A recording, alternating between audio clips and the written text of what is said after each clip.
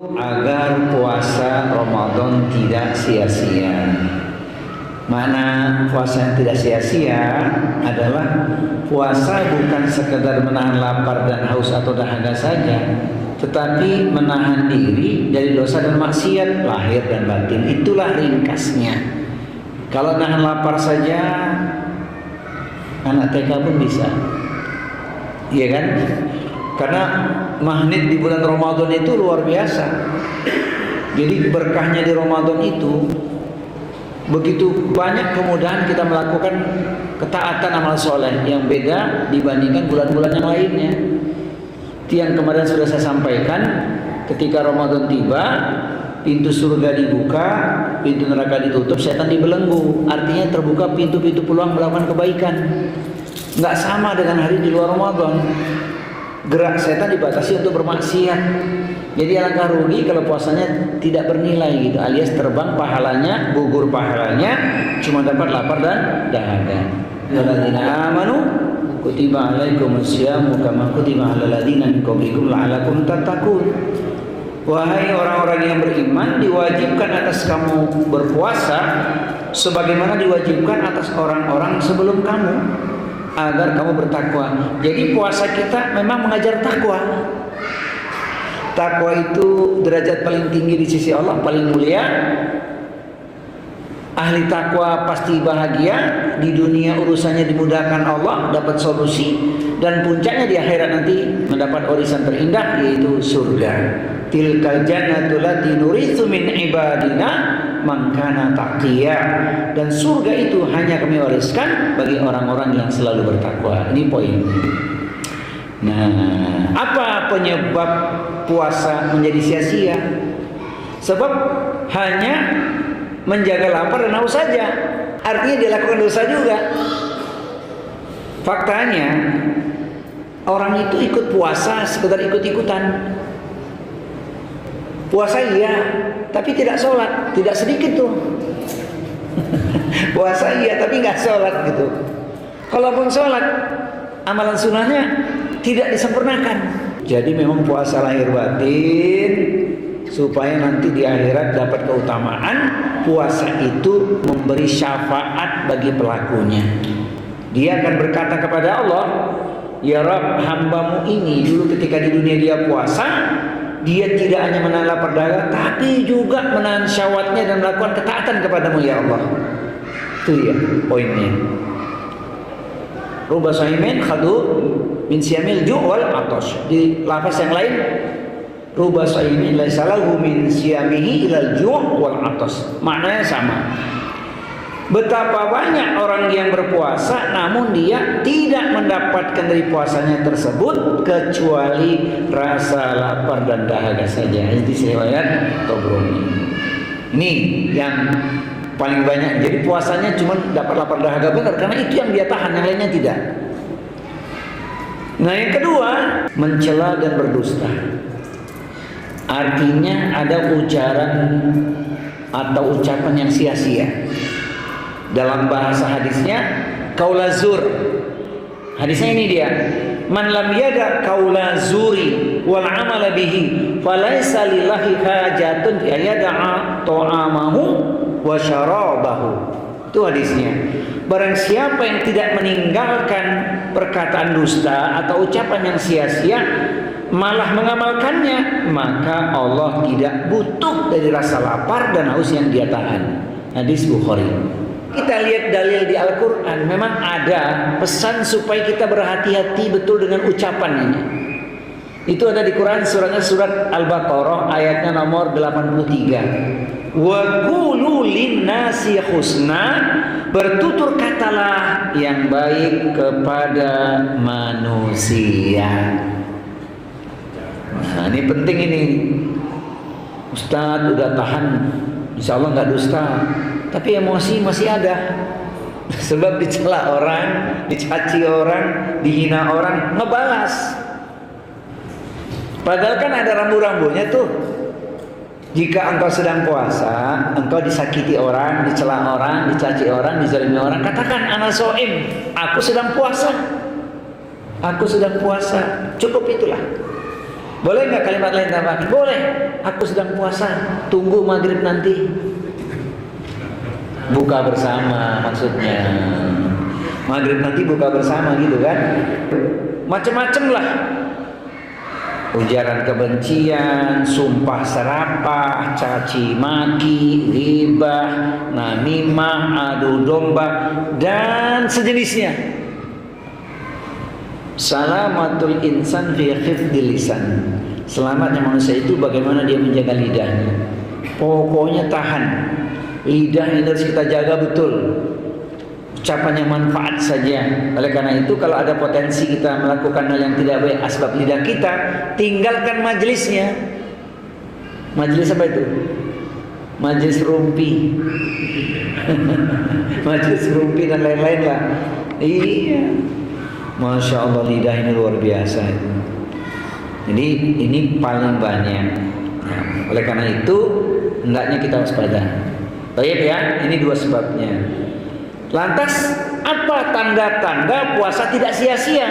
Artinya puasanya sukses, puasanya najih. Apa tandanya? Pertama, tandanya puasa menguatkan takwa. Yang kedua, puasa membiasakan akhlak terpuji atau akhlak mulia. Yang ketiga, menguatnya rasa takut kepada Allah Subhanahu wa taala. Ini poinnya. Yang pertama, puasa menguatkan takwa. Sebagaimana kita pahami, takwa itu kan mematuhi apa yang Allah perintahkan, meninggalkan larangannya, beribadah dengan ilmu, dan hanya mengharapkan keridhaan Allah Subhanahu wa taala, yaitu menjadi pribadi yang ikhlas. Jadi orang takwa itu pasti ikhlas, amalnya hanya diperuntukkan kepada Allah saja. Ini yang paling penting. Dan secara umum, kalau ibadah itu kita lakukan dengan baik dan benar ya, pasti akan memberikan pengaruh yang luas bagi perbaikan diri masing-masing. Dengan catatan puasanya dalam hal ini adalah benar-benar puasa yang diperuntukkan kepada Allah. Dari awal niatnya untuk mengejar keridhaan Allah, agar dapat ampunan dari Allah, agar banyak turun kebaikan untuk dirinya. Oleh karena itu, tumbuhkan takwa kita. Jadi orang takwa itu diposisikan bukan hanya urusan vertikalnya saja, tapi juga urusan horizontalnya. Bukankah ciri orang takwa itu melakukan 5 hal? 1. Alladzina yunfikuna fis-sarai wadh-dharra. Mereka berinfak dalam keadaan lapang atau sempit. Itu yang pertama. Yang kedua, wal katiminal ghaidha, yaitu menahan amarah, tidak emosian, cool. Dekatlah dengan apa itu? Dekat dengan sabar tentunya. Kemudian wal afina 'anin nas, memaafkan kesalahan orang lain. Ini dia. Ini memaafkan kesalahan orang lain. Wah, keren itu. Kemudian wallahu yuhibbul muhsinin, senantiasa berbuat kebaikan, dia banyak menebar kebaikan. Itulah karakter orang takwa. 4 hal itu, yang satunya tetap dia menjaga taubatnya, barulah dikatakan takwanya lengkap. Jadi ada 5 ya. Tetap berinfak dalam keadaan lapang atau sempit, kemudian menahan amarah, yang ketiga memaafkan kesalahan orang, dan senantiasa berbuat kebaikan. Ruang-ruang kebaikan terbuka begitu luas. Dan yang kelima, tetap menjaga taubatnya. Sebab ada potensi manusia itu sehebat apapun akan terjerembab, terjerumus dalam kubangan dosa. Sebab manusia tidak maksum, kecuali Rasulullah. Oleh karena itu tetap menjaga taubatnya. Nah, itu dia. Kemudian puasa membiasakan akhlak terpuji. Iya. Syekh Muhammad Abduh mengatakan, walikulli ibadatin minal ibadati shahihah atharun fi takwimi akhlaqi qaimi biha. Setiap ibadah yang dilakukan dengan baik dan benar niscaya akan memberikan pengaruh yang signifikan terhadap akhlak atau moral seseorang. Orang kalau puasanya sukses ya, lihatlah sabarnya meningkat, ya kan? menjadi lebih tawadu, mudah mengulurkan tangan, menebar banyak kebaikan, bermanfaat bagi siapapun. Itu kan akhlak yang terpuji. Boro-boro dia menyakiti orang lain. Nah, itu kelihatan tuh. Berarti puasanya sukses, tidak sia-sia. Tapi kalau tidak ada pengaruhnya, sebelum Ramadan dan pasca Ramadan sama saja, tandanya puasanya ya dapat lapar dan dahaga. Ini salah satu tanda penting untuk kita catat itu. Lihat seseorang pasca Ramadan lebih soleh, lebih taat, lebih bermanfaat juga. Kemudian yang tidak kalah penting, menguatnya rasa takut kepada Allah Subhanahu wa taala. Ini harus kita miliki memang. Jadi kalau puasanya sukses, pasti muncul rasa takut untuk bermaksiat kepada Allah. Nah, itu dia. Jadi tumbuhkan rasa takut kepada Allah. Penting itu. Kalau sudah punya rasa takut kepada Allah, dia tidak akan melanggar aturan. Jangankan takut kepada Allah, mohon maaf nih, takut kepada makhluk atau kepada manusia saja, kita ikuti aturan mainnya. Betul nggak? Kita takut dengan bos gitu ya. Soalnya bukan kita taati bos, takut dengan bos karena kita punya pekerjaan harus kita selesaikan. Landasannya karena takut nggak dapat gaji, dipotong gaji gitu kan. Itu kita lakukan baik-baik itu. Apalagi rasa takut kepada Allah. Tapi saya titip pesan nih, jangan takut kepada istri.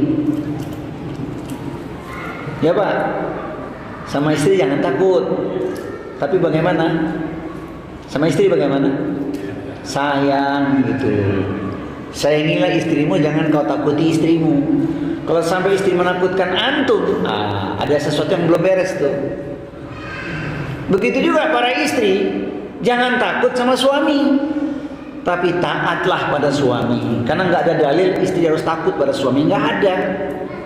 Idza sholatil mar'atu khamsaha wa shammat syahraha wa hafidat farjaha wa ata'at zawjaha kilalaha udkhulil jannah min ayil abwabi jannati syi'ti. Ketika seorang istri telah melakukan 4 hal. 1, dia menjaga salat fardunya yang 5 waktu, dijaga salat fardunya. Yang kedua, puasa di bulan Ramadan. Di bulan Ramadan dia puasa. Kemudian yang ketiga, menjaga kesucian atau kehormatan dirinya. Kemanapun dia melangkah, dia ingat, aku ini punya suami. Aku harus menjaga kehormatan diriku, artinya kehormatan suamiku. Gitu kan? Nah yang keempat ini dia, dan taat kepada suaminya. Bukan takut kepada suaminya, tapi suami yang bagaimana yang ditaati? Suami yang gimana Pak? Suami yang sayang tadi dan suami yang soleh tadi ya. Nah, harus ditaati itu. Jadi 4 hal ini kalau dilakukan kata Rasulullah, masuklah engkau ke dalam surga lewat pintu manapun yang engkau suka. Alangkah mudahnya masuk surga bagi para wanita, bagi para istri itu ya. Tapi ketika ditanya di berbagai majelis, Ibu, 4 hal ini yang susah apa? Jawabannya sama tuh rata-rata, untuk taat kepada suaminya. Benar sih, karena suaminya belum soleh. Jadi gimana mau ditaati suaminya? Gitu. Mudah-mudahan setelah banyak dicermati, direnungkan hadis tadi, ada inspirasi bagi para suami untuk menjadi suami yang soleh, suami yang baik, suami yang sayang kepada istrinya. Gitu ya. Ini tambahannya. Jadi ada satu nikmat besar bagi para wanita yang baik itu, masuk surga lewat pintu manapun yang ia sukai. Masya Allah. Hadis sahih. Kembali, menguatnya rasa takut itu harus. Jadi harus punya rasa takut kalau kepada Allah. Ketika kita baca ayat-ayat Al-Quran dikaitkan dengan ancaman Allah tentang neraka, tentang siksa, maka itu buat kita semakin takut pada Allah untuk bermaksiat. Kemanapun melangkah merasa diawasi oleh Allah. Itulah pentingnya. Harus rasa khauf, dan termasuk salah satu ciri ahli takwa. Al-khaufu bil jalil, rasa takut kepada yang maha luhur, hanya kepada Allah Subhanahu wa taala, bukan takutnya kepada makhluk atau kepada manusia. Kelas?